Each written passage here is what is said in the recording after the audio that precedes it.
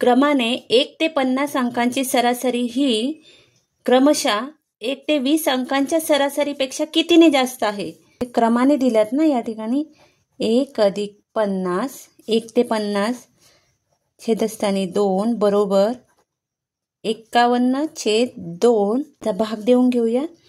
2 दुणे 4, 2 पंचे 10.5.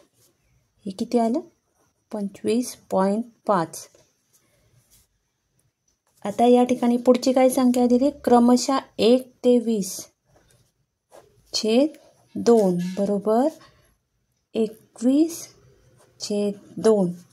याचा शून्याचा भाग 2 पंचे 10 बरोबर 10.5. आता आपल्याला काय विचारलंय?